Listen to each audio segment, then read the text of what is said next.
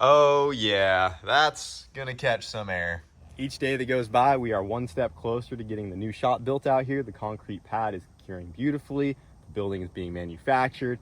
Now I'm out here just checking it out in my new attire right here. Nice change of pace from the usual shorts and Crocs. I've been out here walking around, getting my socks wet, walking through mud, and I've been really needing something, you know, to upgrade me from the Crocs. It's been pretty rough, especially with getting this new property, with how busy I'm going to be out here. And today's video is brought to you by Brunt Workwear. Check out these new boots that they just got me hooked up with. Dang. They are super comfortable. One thing about them is that they want a boot that is comfortable right out of the box. Zero break-in required. You know, sometimes you got to wear a boot for a good month or two to really soften it up, but these are comfortable right out of the box. They are made for blue collar workers, so whatever job you got, whether it be construction, plumbing, all of them. I mean, these are built to be tough, and with being out here in Florida, they are waterproof, which is the best part, because me being out, especially out here all the time in my Crocs, stomping through wet fields and grass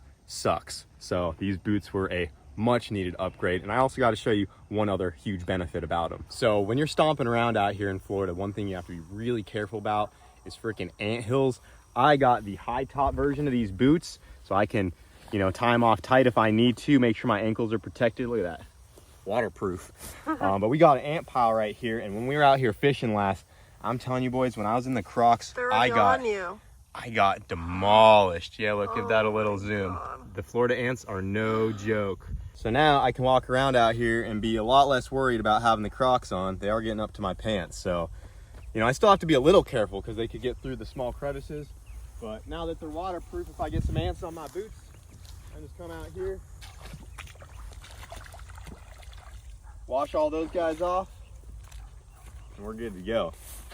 I really needed a set of boots for being out here in Florida. It's about time I got rid of the Crocs. If you're looking for a new pair of work boots, look no further than Brunt Workwear. These are built to last. They will be a great investment, and they are an awesome value for what you get. And they have a ton of different styles on their website, so be sure to check them out to fit your specific needs. If you guys want to save 10 bucks on your first order, go to bruntworkwear/boosted, and you'll save $10 on that first pair of boots. That is bruntworkwear.com/boosted.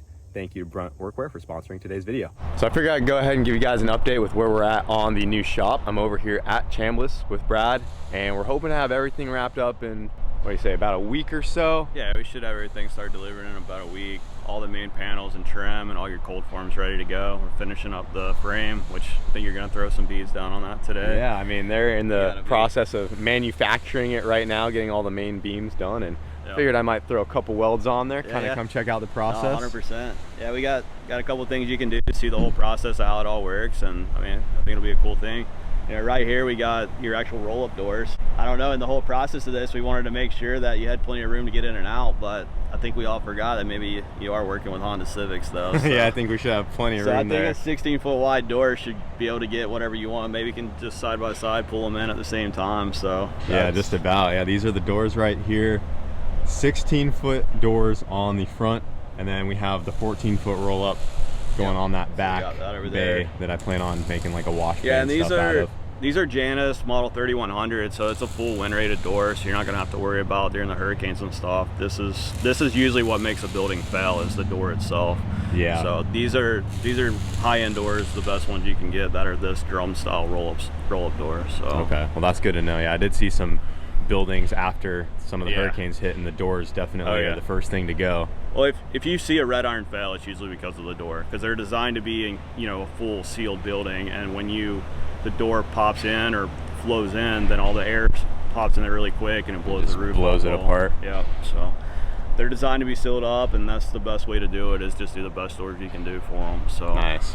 We start out with just sheets of metal. So like most of your red irons, your smaller stuff is going to be I-beams. You cut them, fit them, go from there.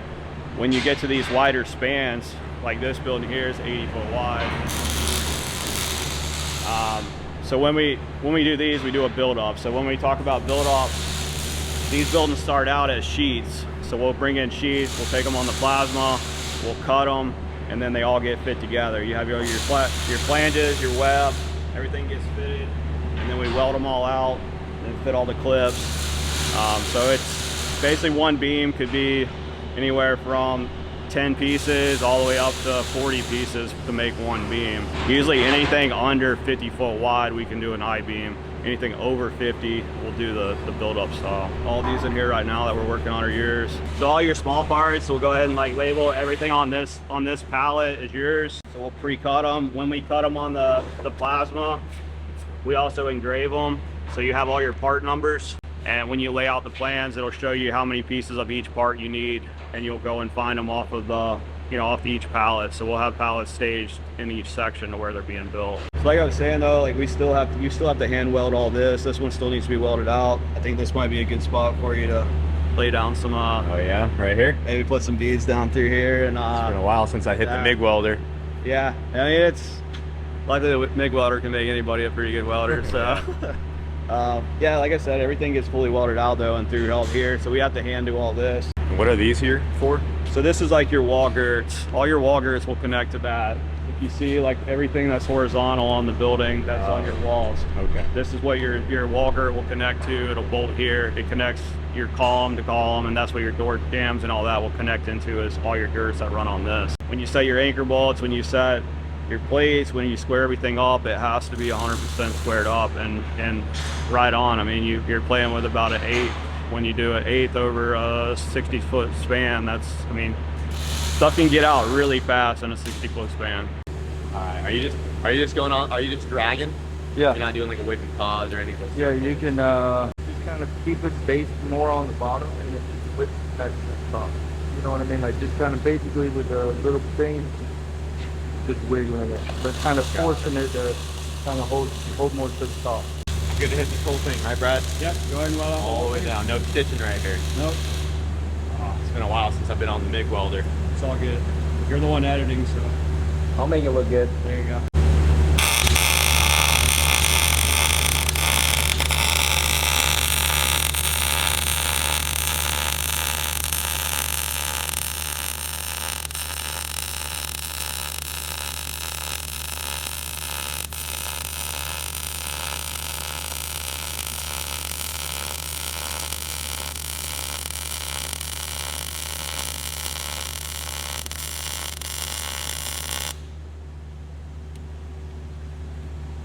You're sandbagging me. He said I was sandbagging him. He gave you the look in the middle of the weld, so. Hey, if you need a new guy, let me know.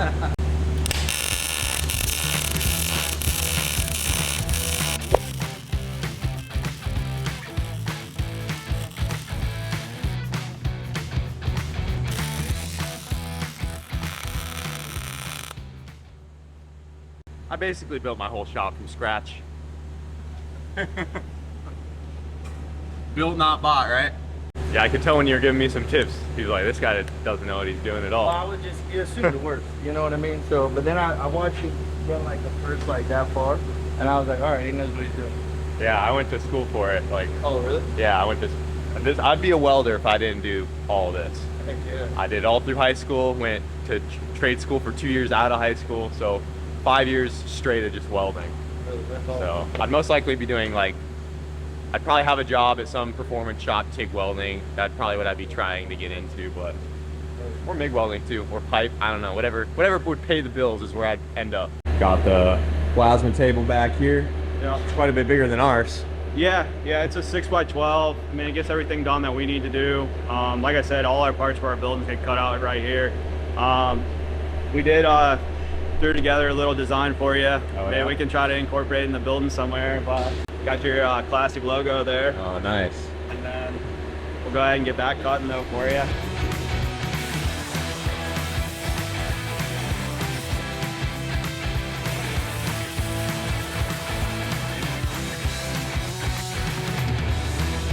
Yeah. There you go. Came out pretty good. Oh yeah. Once the beam gets all tacked and fitted together, it'll come over here and then we'll run this down it and they'll do the final weld on it to get it all sealed up. So good to go.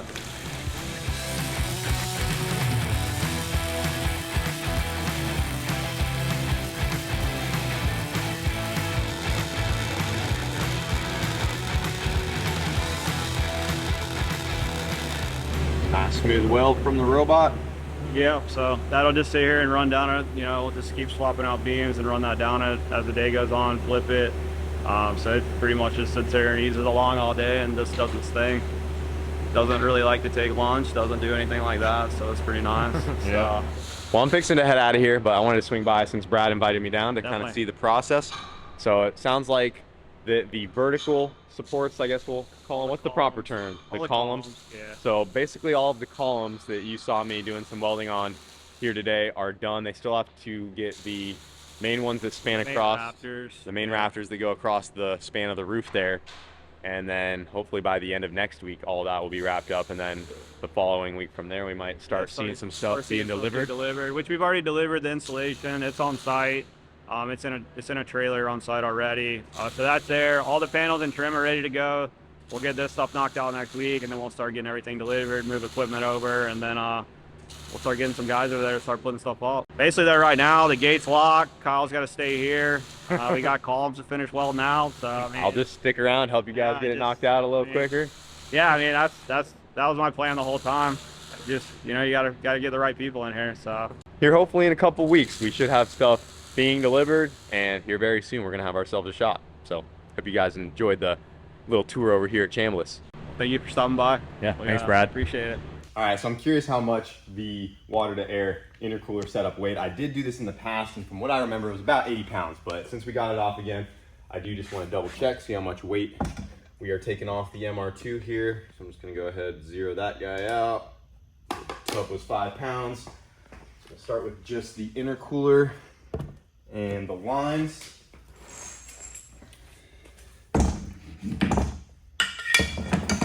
So that's 23 pounds, and then I also have the water it takes to fill the lines and that intercooler. I just filled them up and dumped them into this plastic thing. This thing probably only weighs a pound. And then the water it takes to fill all of that brings it up to 35 pounds so far. And then for the water tank in the front, we'll zero that back out. This is about 3/4 of the way full. We never actually run this all the way full, so I got it about where we would run it. I just got it capped off so it's not leaking, but she is full of water. And set this guy on there. And that's right at 39, call it 40 pounds, so about 75 pounds of weight off the MR2. So I do have to consider that this does weigh a little bit more than just the intercooler. Any weight that I can take off the back, if I take it off evenly on the front, it balances out the weight distribution. So if I take 20 pounds off the back, I can take that same 20 pounds off the nose, and in theory, it shouldn't affect the wheelies any worse or anything like that. But since this has a good, you know, maybe almost 20 pounds over what that weighs, I might have to re-add a little bit of that weight back. So I do have my weights right here, and if I need to stack weight onto my pegs right here, I can do so on both sides. I have enough weights to go 100 more pounds back on the nose, but last time we had the car out, we've been running it for a while now, actually with zero weight at all in the front, zero added weight, and we've been able to take less and less out of this water box and just run the nose really light, and it hasn't had any major issues yet. So we'll see. If we need to throw the weights back on the nose, I have the option to do so. But as it sits for right now, we got 75 pounds of weight out of the MR2. So I'm still waiting on the new exhaust manifold and intake manifold to get here. They should hopefully be here tomorrow. But in the meantime, there's still some things I can work on the MR2 here. So right now I got the back engine cover on. We have yet to attempt to make a pass with this on the car. I'm very confident with how well Anthony, got this tied into the chassis that this thing shouldn't have any problems holding on. We do have these air vents back here to alleviate air that's coming up from under the car. That will allow that to vent out right here, because if you guys remember old videos when I used to run the engine cover on here, the factory one, I didn't have a latch, and the air coming up from under the car would kind of hold it open a little bit. So we know air's coming up underneath the car trying to escape. So we want that air to have somewhere to go instead of building up in here and putting more pressure on all the mounts. But yeah, with that air coming up and over the car, that should help draw it through. And this should definitely help my aero quite a bit. I'd love to see this thing in the wind tunnel to see how much it affects the drag coefficient, but I wouldn't be surprised if just putting this on alone gives me, a good 2-3 mile an hour out the back, because once you're coming up on that 200 mile an hour mark, all that stuff really starts to become a, big factor. So we got the engine cover, but what I wanted to add to this is a scoop to feed the turbo like I mentioned in that last video. So we are going to get started on that right now. So I'm going to end up cutting a hole somewhere about right here, and we are going to build a duct that comes off of the back of this, and it just feeds right into the turbo here. So we got that nice cold Maryland air just being kind of ram fed into the compressor housing. That will also help get cooler air into the charge pipe, and it'll just be better for us, make some more power. So if you come right over here, our boys over at Vibrant got this stuff to me really quick. I was trying to find some 5-inch aluminum bends, and Vibrant was one of the only places that had it in stock. So they got it to me really quick, and always love our Vibrant Performance parts. Huge shout out to them. And we got some 5-inch aluminum 90s and a couple 45s in case I need to move it over a little bit. But check that out. Nice big old 5-inch 90-degree bend. So the plan with this is we're gonna have to cut it short. With this turbo moving over, it does start to limit the room I have to work with here. This would have been a little easier to build with the turbo more that way, but then the charge pipe wouldn't fit, but we should still be able to make this happen. So what I'm going to do is cut this here is tight and close to this radius as I can without getting too far into that radius. We'll cut it there, and I should have enough room to mount this somewhere like that, and we'll get this down in there. And then I might have to add like those 245s to kind of bring it up and over this way a little bit, because I just don't want it to be too close to these bottom vents right here. So as long as I get a good enough gap above this to where it's like somewhere in this area, we'll have a nice big scoop right there. And I feel like the higher up I can get it on here, the more efficient it will be, but with that airflow coming up over it, anywhere on the back of this should do pretty good. So I'm gonna go ahead and get started on this guy and show you what I'm thinking. I'm also gonna be taking one of these 90s to make the scoop up here, and I'm going to cut it basically like right here, and then cut it here, and then that section I will use as my scoop, if that makes sense. So I think you'll see what I'm trying to do once I start fabbing it all up. And then the piece that I want to get into here, I'll probably make a couple mounts just to either like mount it off of here or down off this guy. So this will be a piece that bolts in right here, and then the top of it just barely protrudes out of the cover, and then we got that scoop to catch that nice cold air, and we make some more power. So let's get to it.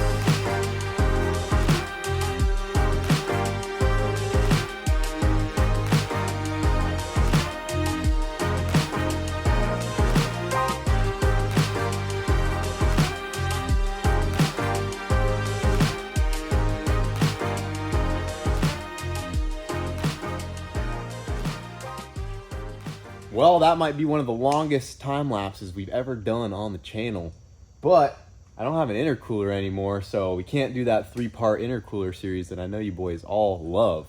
So we got a really long time lapse of building the cold air intake, but I'm just about all mocked up here. So just some final welding to do and she's done. Check it out. So also I might have to add one more tab because right now I just got this single tab. I might tie it in down here just so she's a little more rigid. But we got the 90-degree 5-inch pipe going right to the turbo right there. And then I had a 45 that I cut a section out right here to get it nice and flush with the top. I have just under a 3/4 inch gap all the way around from the end of this pipe to the entrance of the compressor housing right here. A lot of guys do this because there's actually added power to be had.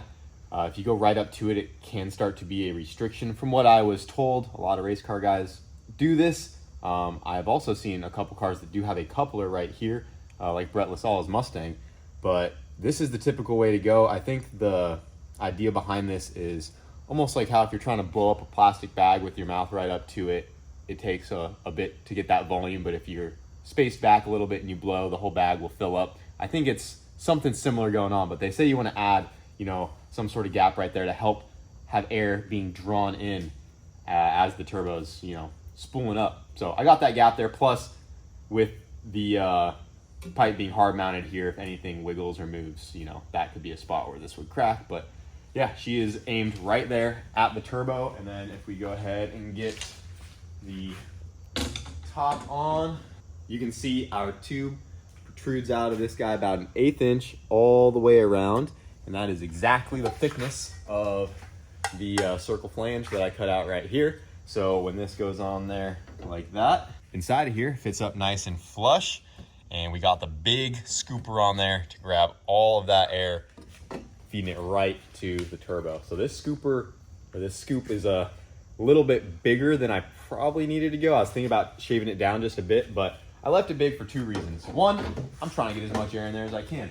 2, it's also high enough to where it's just over the roof line of the car, so all the air coming even up over the car will start to get caught, even though the airstream should follow this curve pretty good. And yeah, I'm just gonna try it out, see what happens. If I need to make a smaller one, I can just cut a new flange and redesign it.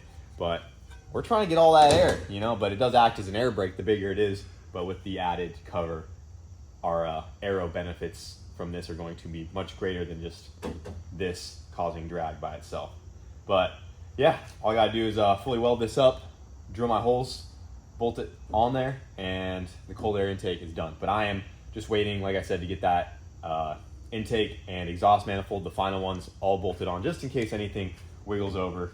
But yeah, big air scooper, ready to grab that cold air and feed that precision turbo some nice, dense, cold Maryland air to hopefully make up for the lack of intercooler. But anyways, guys, that's gonna wrap it up for this video. I have a big day tomorrow because my intake manifold and exhaust manifold have been overnighted, so I'll have everything tomorrow. So all this has to come back apart again to get all of the new stuff on there and have it mounted permanently. And then we can focus on setting up a dyno, getting this to the track, start testing, and get this sucker ready for Maryland. We are about, what, 2-ish weeks away, somewhere right there. So we still got time, but we still got a lot to do. Thank you guys for watching.